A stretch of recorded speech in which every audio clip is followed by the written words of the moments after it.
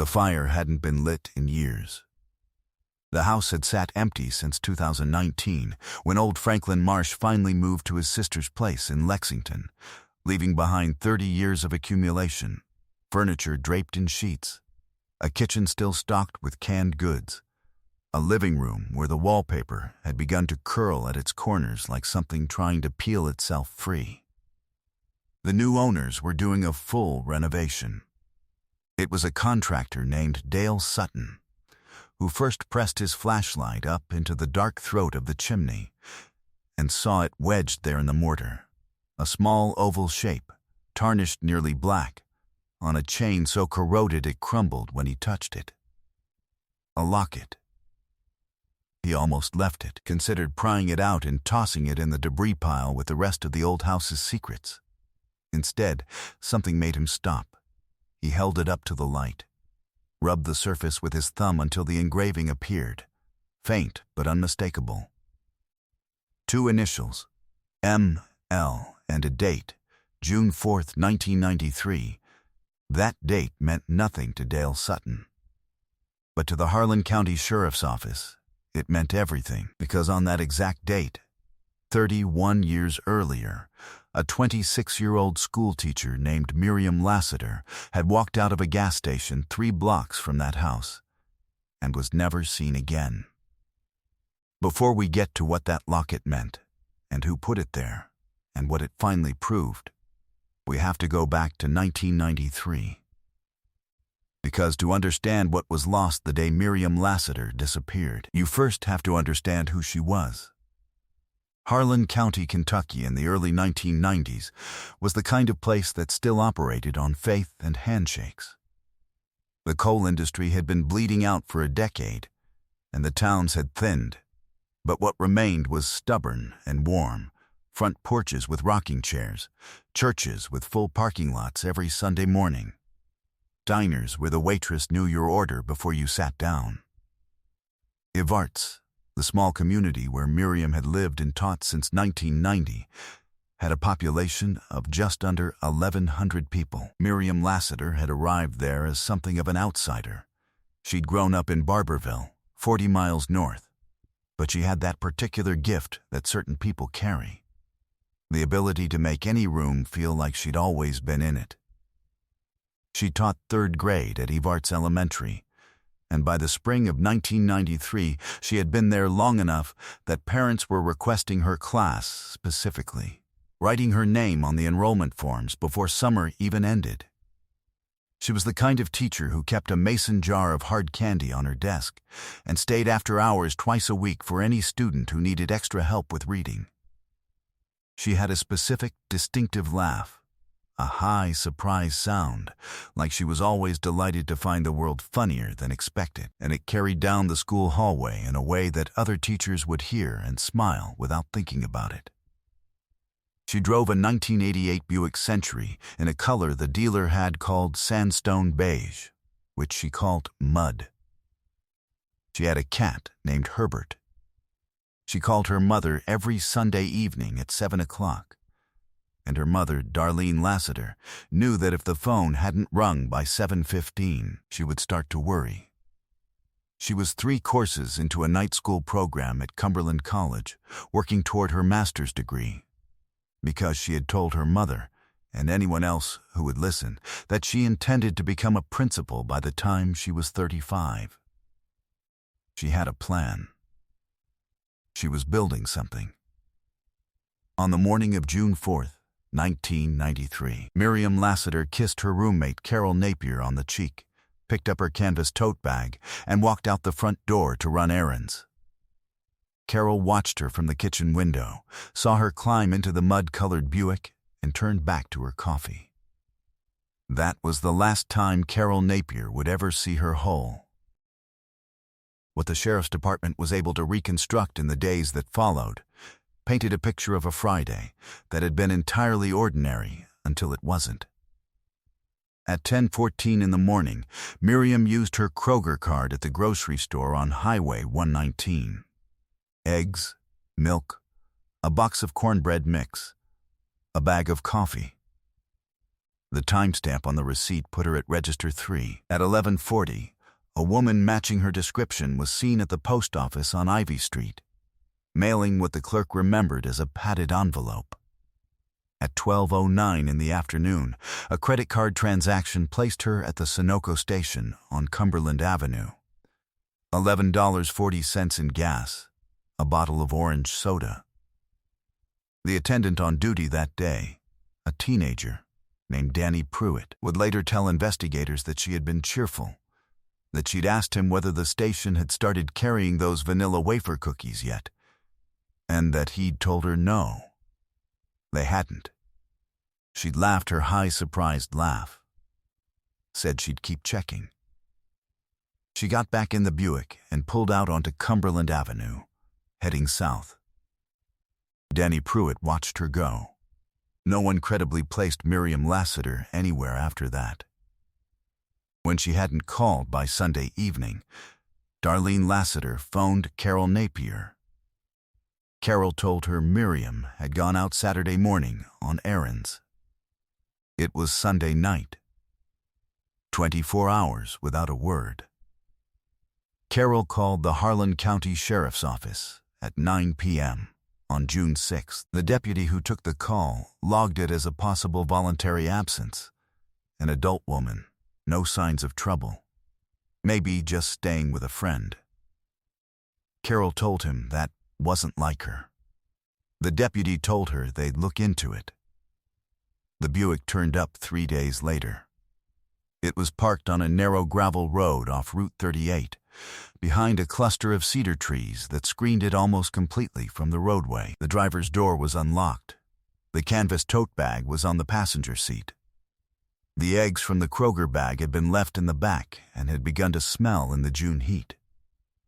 There were no signs of struggle inside the vehicle. The keys were not in it. Her purse was gone. Her orange soda, barely touched, was in the cup holder. Whoever had moved that car had not intended for it to be found quickly. The gravel road led to a fence line and stopped. Across the field stood a farmhouse, a stone chimney above a pitched roof, white paint gone gray with weather, a for rent sign at the end of the drive. Deputies knocked. Nobody answered. The property records showed it had been leased 14 months earlier to a man named Gerald Parrott. Sheriff's Deputy Leonard Ackel, a 20-year veteran who had worked nearly every serious crime in Harlan County since 1975, took personal charge of the Lassiter case within 48 hours of the car being found. He was the kind of investigator who kept handwritten index cards rather than typed notes, because he believed writing something slowly forced him to think about it differently. He had 3 children of his own, and colleagues who worked with him during those first weeks said he carried the case with him the way a man carries something he can't set down. The focus fell immediately on Gerald Parrott. He was 34 years old, worked intermittently as a maintenance contractor, and had 2 prior arrests, one for aggravated assault in 1988, charges later dropped, and one for a protection order violation in 1991 that had quietly expired. Neighbors described him as quiet, unremarkable, the kind of man you wouldn't remember seeing at the hardware store an hour after you'd stood in line beside him. He had no documented connection to Miriam Lassiter. When investigators went to the farmhouse on Route 38 to question him, they found it recently vacated. Personal belongings gone, a week's worth of mail piling up, a forwarding address that turned out to be a vacant lot in Knoxville. Gerald Parrott had left town. That fact alone was not evidence of anything. It was suggestive, deeply so, but suggestive had never convicted anyone. Deputy Ackel contacted law enforcement in 4 surrounding counties. He made calls to Tennessee. A nationwide missing persons bulletin went out for Miriam Lassiter on June 14th, 10 days after she vanished. The bulletin included a photograph, Miriam at a school function, laughing at something outside the frame. In the meantime, a second suspect had emerged. Miriam's ex-boyfriend, a man named Thomas Brewer, who lived in Pineville and had reportedly shown up at her school twice in the spring, uninvited. Investigators interviewed him extensively. His alibi for June 4th was solid, a family reunion in Middlesbrough with 30 witnesses, documented in photographs. He was eliminated. By mid-July, 6 weeks into the investigation, Deputy Akel sat in his office, surrounded by index cards, and acknowledged privately to his partner that the only name on any of them that still felt like a direction was Gerald Parrott. And Gerald Parrott had disappeared just as completely as Miriam Lassiter had. The years did what years do to unsolved cases in small counties. By 1997, 4 years had passed. The reward poster at the Sunoco station on Cumberland Avenue had weathered to near illegibility. The photograph of Miriam faded to a pale ghost of itself. But Danny Pruitt, no longer a teenager, now running the morning shift, refused to let anyone take it down. He said he thought about her sometimes when he sold orange soda. Carol Napier had moved to Louisville, had married, and called Leonard Akel every year on June 4th. He picked up every time. The Evarts Elementary third-grade classroom had cycled through 3 teachers since Miriam, and each one had found in the supply closet, in their very first week, a mason jar that still held a few hard candies, which no one had been able to bring themselves to throw away. By 2000, 7 years after the disappearance, the children who had been in Miriam's last third-grade class were teenagers. The house next door to where she had lived had been sold twice. Miriam's mother, Darlene Lassiter, had taken out a second mortgage on her house in Barberville to fund private searches in the years immediately following the disappearance, hiring a private investigator in 1995 who spent 8 months on the case and found nothing. Then another in 1999 who lasted 4 months. By 2001, the money was gone. Darlene had developed the particular exhausted determination of a woman who has accepted that she will not receive the answer she needs until something outside herself changes. She kept a photograph of Miriam on the mantel in a frame with a small blue ribbon. She still called the sheriff's department on the anniversary.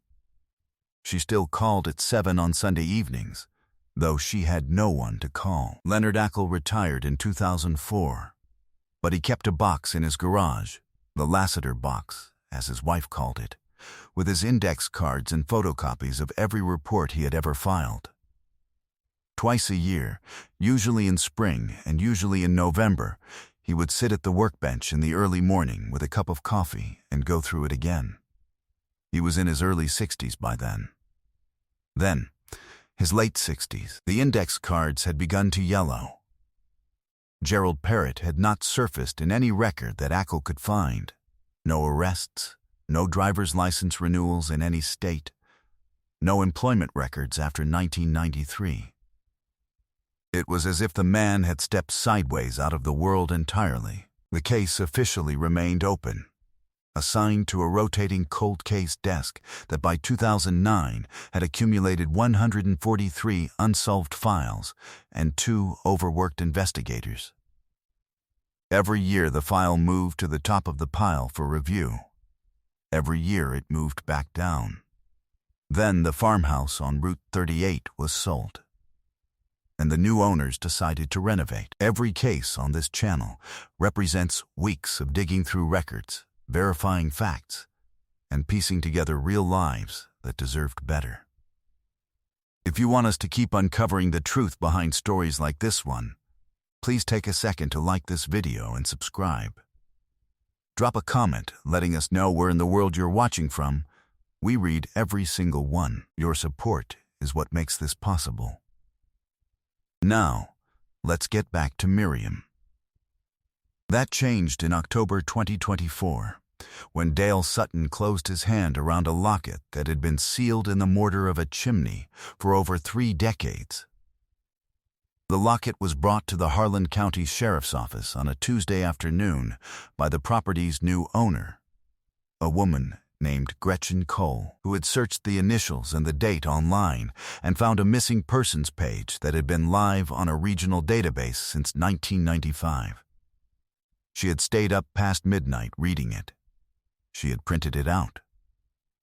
She arrived at the sheriff's office at 8:40 in the morning with the locket in a Ziploc bag and a printout in her hand, and said, simply, that she thought someone ought to see this. Investigator Kara Hensley, who had been assigned to the cold case desk for the past 2 years and had read the Lassiter file so many times she could recite it from memory, received the locket in an evidence bag, sat with it for a long moment, and then made 2 phone calls. The first was to the Kentucky State Police Forensic Unit. The second was to a number she had written in her personal notebook, Darlene Lassiter's home phone in Barberville.